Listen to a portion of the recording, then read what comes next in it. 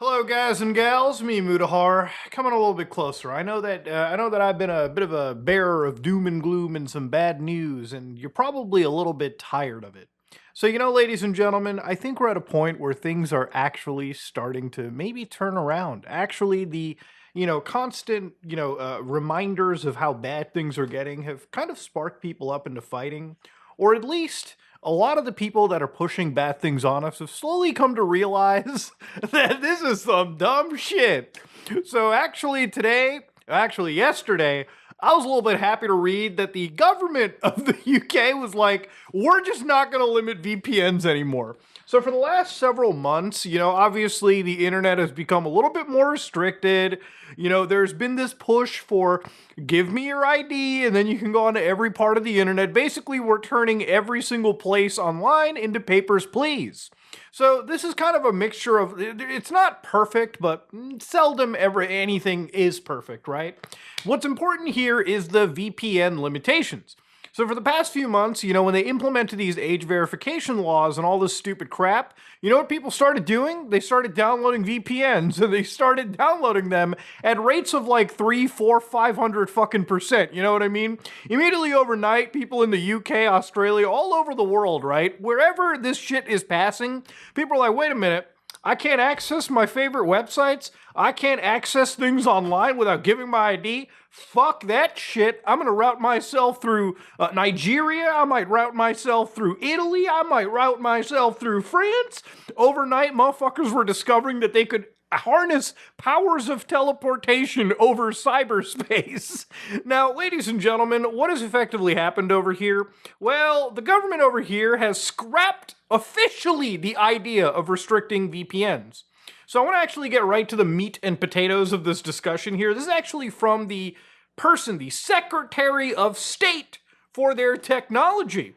So on the 15th of July, and I'm proud to say, going all the way down to the risks of circumvention. Remember, every time these people implement some stupid draconian fucking shit, some privacy busting, some like surveillance shit, they're always like, guys, there's some problems. People might use VPNs. They might enter a false age. They might even use somebody else's accounts. While it's not possible to entirely eliminate this, requiring the use of highly effective age assurance is one of the best ways to make a meaningful difference. Okay, so I don't really agree, but the VPNs they mention have a legitimate privacy and security use. And it is true, right? There's like journalists who need them. I even mentioned last time I talked about this very seriously that there are people who go through domestic disturbance situations like, where like a fucking ex-boyfriend or a girlfriend, they're basically hunting their ass down. And people basically find a way to like escape their shitty situation. They buy burner phones. They basically use services where they don't have to give up their information. And they try to escape a really evil situation. And VPNs are actually important to add an extra layer of safety for yourself on the internet. VPNs don't just like protect you instantly. Like, don't get me wrong, they're not a bulletproof shield, but having the ability to hide your like location from like the general person or your ISP is actually a pretty decently good thing, or at least hiding activity from an ISP. Anyways, so basically what they said was they are not going to age gate or ban VPNs. So basically they realize it's impossible. This is not one of those situations where the government backed down for no reason. They backed down not just because people were mad, but because they realized, oh my god, this is technically the stupidest thing we've ever fucking possibly thought of. You know what I mean? When you come up with like an idea in your head, you don't really know what the fuck you're talking about, and then like everyone around you, the people that actually know about computers, network security, everything, they come and tell you, guys, it's really not possible to be banning VPNs. In fact, I myself, the fat Indian that I am, made a video about 3 weeks ago where I showed you step by step, ladies and gentlemen, one night, how to provision a VPS from the internet, right? This could be a server you buy for like $8 a month. This could be another computer in a part of the world. This could be really anything. And I showed you how to basically set up WG Easy using simple console commands to set up your own virtual private network. So even if a VPN required you to give your fucking ID, you could just make your own and access the internet in a safer manner. So basically, what have they fucking found over here? Basically, they said they're going to put the onus on platforms in the scope to take robust steps to detect and prevent attempts by underage users to circumvent all these measures. So basically, the blame is now put onto every single company. Now, you might be like, well, what's changed, Muda? I'll tell you right now, this is also unenforceable. So I'll give you an example of what this is. Imagine if you're connecting to Netflix, right? You probably are, some YouTuber probably jumps in and tells you, hey guys, use my code and subscribe to some VPN service. You can use that to bypass, like all the country restrictions, right? Like imagine you're living in, I don't know, like France, for instance, and you're like, shit, I want to see what the Americans watch on Netflix. Well, you open up something like, I guess NordVPN, not that I'm sponsored. I have like a subscription with these guys that like I forgot to cancel. And now I'm like billed up to like fucking 2029. So I may as well just use that shit. So here, this is Buffalo, United States that I'm connected to right now. I could connect to all these fucking servers, right? Dude, I could connect to Belize, for instance. Like I could connect to Bhutan. In fact, you know what? I'm gonna connect to Chad, for instance, right here. So now I'm connected to N'Djamena, Chad. Now here you can see that I'm secured, I'm a Chad, and if I go to the IP address check here, ladies and gentlemen, you can see that my IP address is registered in the country of Chad. But anyways, you can see that the ISP service that I'm using is Packet Hub SA. So if you go to Packet Hub SA, for instance, you can see right over here that this is an IT and support service. Like this is basically a place you go to. You basically negotiate a deal and you buy servers from them. You buy VPSs. So NordVPN, or really any VPN company, effectively goes to these people and purchases all of these like servers that they then provision their own VPN software on. So basically, this is how a lot of these VPN companies like have servers all over the world, right?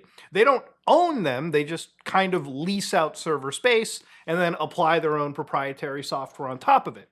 Now, here's the reality of this situation as well. When you connect to Netflix, there's a chance that Netflix would have to ban you. So what the UK government's kind of saying is you have to put some level of protections, right? So sometimes you'll notice that if you have a shitty VPN and you connect to Netflix and you have like a different VPN service, they'll be like, we detected you're on a VPN, let's get you out. The reason they do it is because they have this block of IP address recorded alongside the ISP and they just block them, just straight up. Now, again, you could set up your own VPN and bypass sort of known IP blocks or the IP blocks of entire companies and ISPs that typically lease services over to VPNs. Now, again, the reality of it is I don't think a lot of these companies are necessarily going to do this, especially American companies that aren't operating in the UK. Now, in certain cases, if you're like, Facebook, for instance, or Twitter or like YouTube, for instance, right? You're like the big tech companies, you have offices in the UK. Now, you do have to comply by their laws. But do I think that a lot of these companies are going to put extra effort into it? I don't know. I don't think that they're going to do above and beyond what they already kind of do. And if you're somebody like 4chan or you're somebody like, any of these like, raunchier websites, you'll just send them AI-generated images of fucking hamsters and call it a day, right? So basically, right over here, they effectively say they're not going to ban VPNs, which is ultimately great. And then, of course, they say they've already asked things like Ofcom to report what highly effective age assurance looks like, right? For whether somebody is over 16. So again, they're not stopping that aspect. And I don't think anybody expected them to stop age verification or age assurance, right? This is unfortunately the future for a lot of the world. But I think a big boon, and actually a big victory in my opinion, is the fact that VPNs are untouched by these people. It's not going to be age gated, and they're not going to be banning them. And that's an important distinction, because even though you move towards a world where privacy isn't a guarantee, I think having access to tools that allow you to secure your privacy, even if you have to put in a little bit of legwork, even if you have to pay like maybe a buck or two, that's ultimately a good thing. The government realized that they can't fucking ban VPNs, and so ultimately they've just thrown them out of the scope, which means if you care about your privacy and you're living in these draconian shitholes, you still actually have a way out. And they've realized they can't block and ban your one way out. So take advantage of it. I feel like the doom and gloom and kind of complaining about things like this is tiring. I understand it. Like even the comment section sometimes, like Muda, this is way too doom and gloom. It's fucking with my mental health. The reality is, I don't like giving you doom and gloom, but I think educating you and telling you to at least reach out and speak your mind is an important aspect because it's that kind of stuff that when a lot of these politicians and leaders hear, they either either cut back, as we've seen kind of already, or at least, you know, the fucking synapses start firing and they realize that what they're doing is almost technically unenforceable. So either you try to find other ways to like fucking police the internet, or you start giving things up. Now there are other things they kind of talked about over here, for instance, right? It's like basically they said that they're gonna have like curfew times. So effectively they showed that 1 in 3 kids won't help managing their screen times, right? We've heard clearly that we must support older teenagers to make safe, informed choices about their experiences online. So these will include default overnight restrictions, alert push notifications muted during a curfew period of midnight to 6 a.m., and default restrictions at all time on persuasive features such as autoplay and personalized recommender feeds. So I think in some ways, like maybe fighting addiction and dark patterns are great, but you can't even enforce this. You can't enforce a curfew unless, of course, you're baking things into people's operating systems and you're forcing them to have age verification on those OSs, right? Like, unless every iPhone comes out and basically day one it says, prove you're an adult or not by uploading your license or passport, they really can't enforce a fucking screen time on people. And I'm sure if iPhone started doing that, a lot of people could also just switch over to like Android stuff. Hey, there's things like Graphene OS, which is constantly getting better and it's constantly keeping your privacy and fucking information safe. So if you're somebody that even as a minor and you want your freedoms and privacy intact, you have other options to go to. The government will soon realize that alongside VPNs, this alone is also fucking stupid. The other thing they're kind of talking about is things like AI chatbots, for instance, which I guess for a lot of people now, AI is sort of like a pretty standard thing to have in society. Like everyone kind of has access to it. For better or for worse, AI is how most people are like searching for things on the internet because most search engines are kind of dog shit to begin with. So anyways, or at least search engines have kind of devolved into dog shit. But here, they've kind of said that they're going to have stronger action on chatbots that pose risks to children, right? Harmful, inaccurate, unverified mental health advice and whatnot. And I think ultimately it's kind of good to have more fines on some of the biggest AI companies that are like, kind of feeding misinformation and bullshit and whatnot. This can be enforced at like a frontier level. Like I'm sure every AI lab will probably ask you for an ID card to use things like ChatGPT, to use things like Claude. Not that they don't already. Remember, I actually have an account on ChatGPT still right now, that I've had since the beginning, obviously, when this whole wave started. It's constantly asking me for like my ID to prove that I'm an adult. Even though like I think year one I paid them like 1 month of billing to access like ChatGPT Pro for like a video, which should prove that I'm a fucking adult, by the way, at least. But yeah, I've never given them my ID and I won't ever give them my ID because I don't use fucking ChatGPT and I think it's a really, really stupid thing to ask for. And that goes for any AI lab. But again, an issue over here that these people will also realize is a lot of open weight models exist. And so for a lot of people that use artificial intelligence, there's a lot of websites that you can go to that just give you AIs, like open weighted AIs that are hosted on some other person's servers that are just front ended to you. So even if you're not using like ChatGPT, Claude, you can go to like www.gooner.gpt. I don't know if that shit exists, but somebody could host like an obliterated gooning ready model and just give that out for anybody to grab without any form of identification. So ultimately, even this will be a situation where, yeah, you can tackle the big guys, but because of the way the internet functions, you'll never be able to actually regulate or prevent people from accessing all forms of AI, right? And what this does is it kind of like skews people towards more illegal stuff, or it skews people towards actually more harmful artificial intelligences. So I think even this will be one of those situations where right now they're kind of throwing shit at a wall, but they're actually losing. And that's the big thing about this video. That's the big thing about this story, right? Is that for over 2 years, we've been sounding the alarm at how insane the internet is getting. And it's stuff like this that, even if it doesn't feel huge, is actually a massive win. Because what happens here is that the people that are running us are slowly realizing, but surely, that the internet's just not something you can fucking control, right? It was started as a way for people to achieve true freedom and talk to people across all forms of borders, politics, religions, ideologies. And think of how beautiful the internet is as an invention. It's one of the reasons why I spent so many months talking about this. Guys, it's the one way that all of us around the world can connect and talk and share experiences.